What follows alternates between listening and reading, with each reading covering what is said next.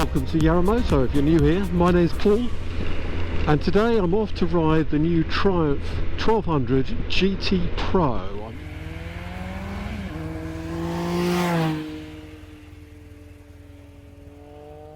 I'm just on my way down to Pure Triumph in Woburn, near just south of Milton Keynes, and it should be interesting to find out whether or not I like this new bike with the T-plane crank in it. I should be in a good position to give any of you who've experienced this current bike whether it's worth considering the new one, as I've owned the Gen 1, the Gen 2 and this Gen 3 over the last X number of years. The shaft drive is a huge benefit I find when I'm touring, and the lack of gunk thrown all over the place. It is a bit of a heavy bike, this one, and that's one of the reasons why I've been trying to look at other things to lessen the weight. But with this new bike having had a weight loss, although looking at the specs of it, it's a bit confusing because Triumph often quote dry weight, which isn't very realistic really, the time you've stuck oil, water and fuel in it. But they claim there's 25 kilograms difference. I think that must be between the most loaded of the last generation and the lightest version of the new bike. Just checking the figures online, there only appears to be, I say only appears, there appears to be about a 14 kilogram difference between this bike spec and the GT Pro, but nevertheless 14 kilograms. At the roundabout, take the first exit. I'm testing out this My Route sat nav on my mobile phone again, seeing if it will actually stick to the route that I've plotted into it. Didn't last time. I've now discovered a little icon that you can skip the waypoint if you miss one. But as we're not meant to touch the screens these days because it's a mobile device, it's a bit difficult to actually do that without coming to a halt and stopping. 400 meters. Shut up! At the roundabout, take the first exit. Just want to show you, this is Woburn on my left behind this brick wall. The rapeseed, what a colour. It's fantastic at this time of year, isn't it? And the Safari Park is nearby. I don't remember where the entrance is, never been actually in there myself. It's going to have to be good to be better than this bike, to be honest. I love the electric screen, so you can just feather it into the right area for yourself. I love the TFT display on this. I think personally, and you probably expect me to say this, but I think it's a nicer display than the BMW one, to be honest.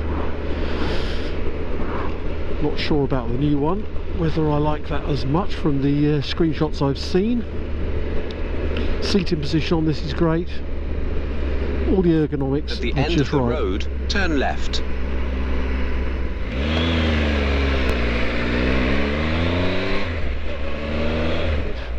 So this is the dealership, quite rural situation here.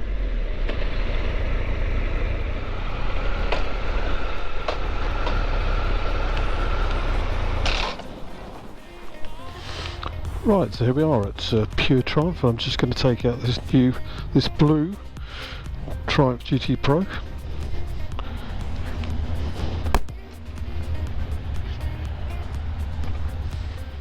Meant to be the low seats.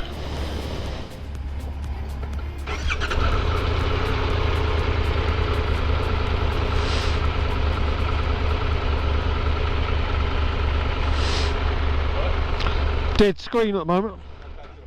Oh, it's come back now.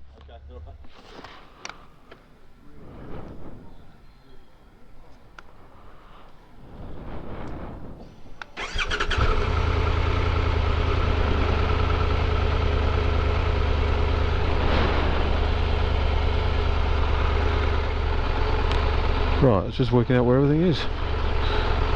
Okay, so fuel goes a relay on the bottom there. Gear in the middle, speed. Right.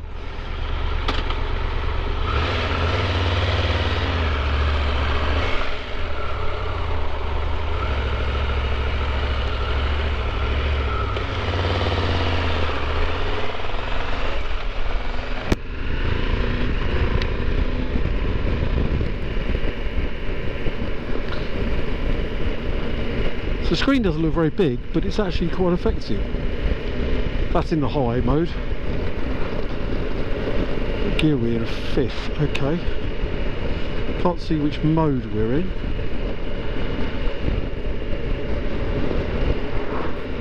Oh, we're in road mode at the moment.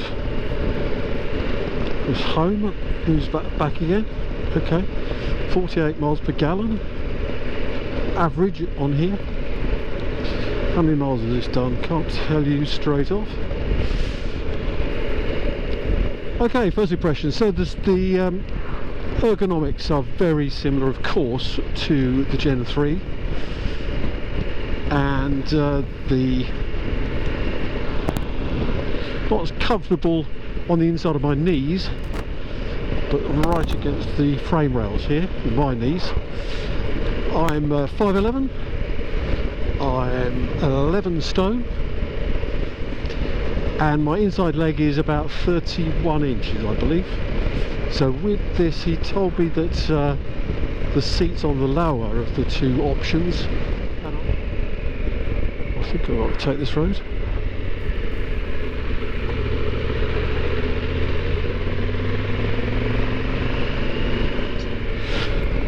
Yeah, it's definitely got more vibes. You've probably seen one or two of these test rides on this. It does actually give it a bit of character, to be honest. Didn't know if I'd like that. Perhaps I should have stayed on the main road there, because I think this is going to send me back in. The quick shifter is definitely smoother.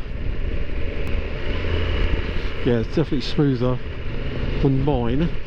Suspension's a bit firm. I think we need to dig into the settings in a second. Now, turn right.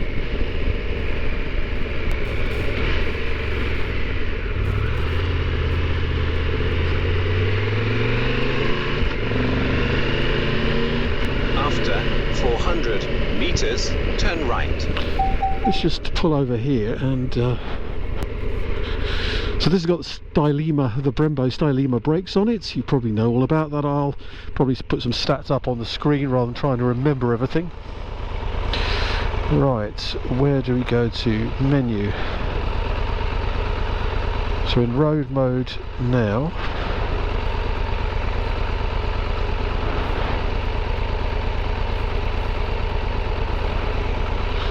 Put that back to normal.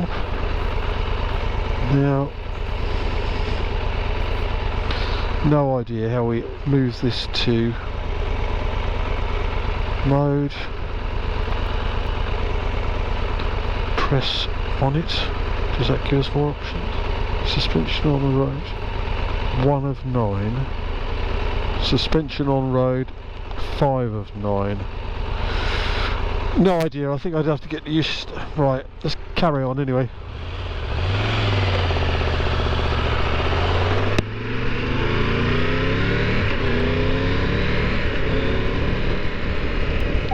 Back onto the road I was on, I think. Turn right.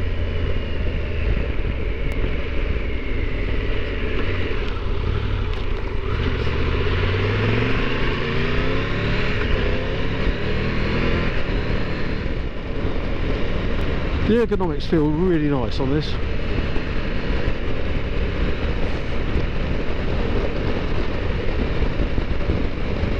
And after you just jump on straight on it and ride it. It's all very familiar. Yeah, once you're up to speed, so I'm doing that much. It still feels like a triple. There's a little bit of, yeah, it's not as smooth as mine. If you want that smoothness, I can feel a little bit of rumbling through the pegs and through the bars.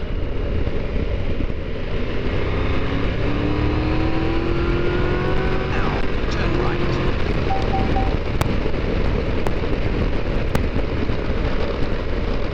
Yep.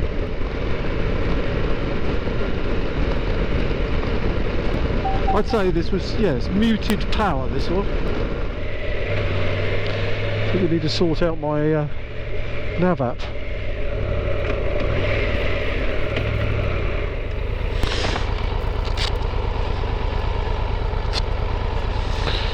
Don't know what's going on with it here.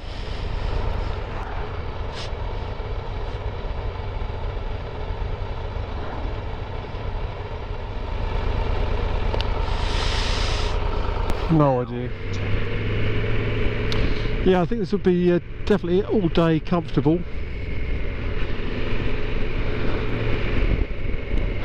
Cruise control.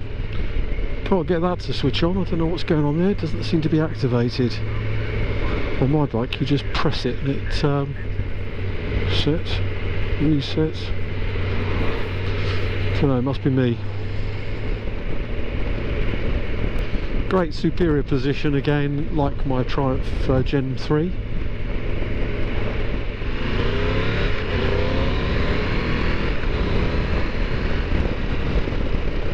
It's down here, turn left somewhere. I don't know my way around here, so take the third exit. But I know it's this way.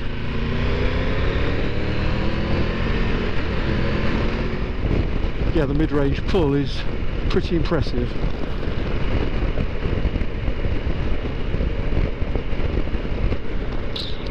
Suspension is plush. Grips feel about the same as my existing Triumph, if that helps anybody. Pretty sure it's this exit. On off the throttle. There is a bit of slack in the drivetrain.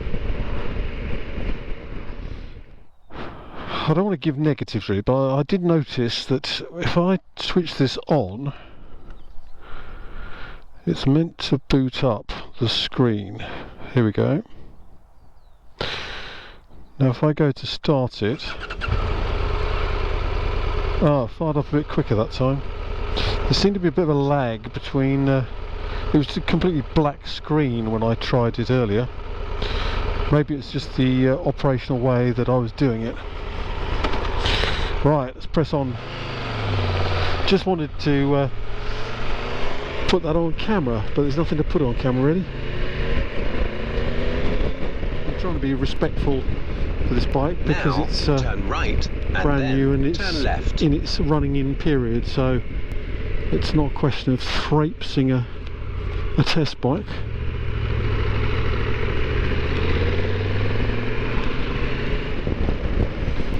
Right, so great bike, and it's certainly near the top of my list.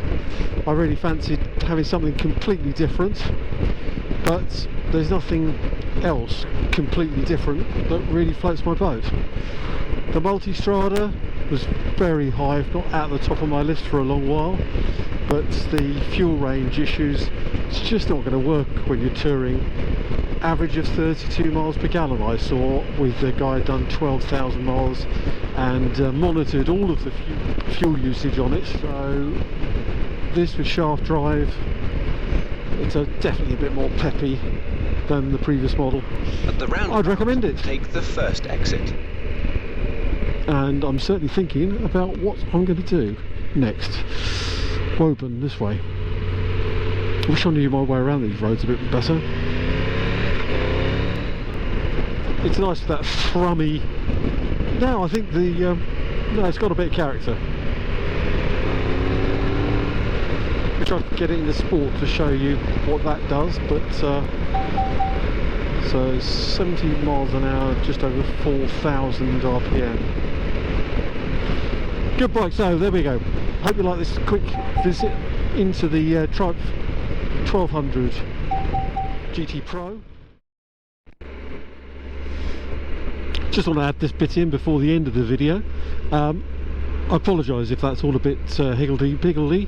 My thoughts, it was just a quick ride, and it didn't allow me to really do it in a set format, so I apologise for that.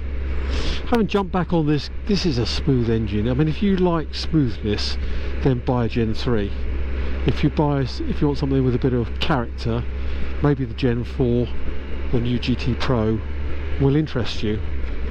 It's a lot of money between this and the Gen 4 bike, which I have to consider, but I'm seriously interested. I'm seriously considering it. Anyway, just want to add that in. Back to the rest of the video before I finish it, I guess. Yeah, it's distinctively different to the engine note on mine. If you want a zingy triple, this isn't the same as my Gen 3.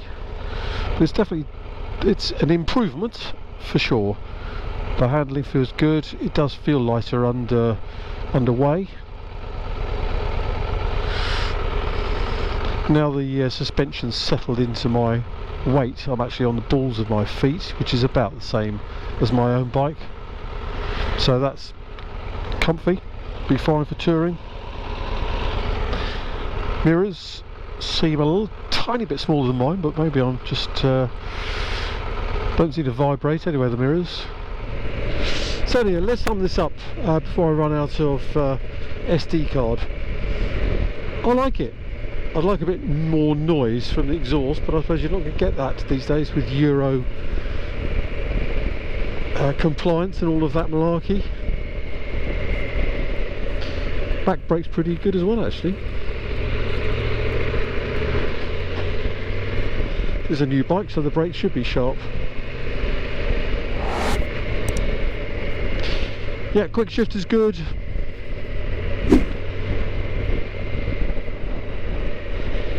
Ergonomics are good. Seat, yep, I think I've moulded into this seat. It's very similar. If you've got a Triumph Generation 3, it's very similar position to that. You haven't, you know, they haven't thrown us forward on the bars or anything like that. Everything that works is the same. So my right hand is it's a bit the cruise control's now working. Oh, maybe it was only works on certain speeds.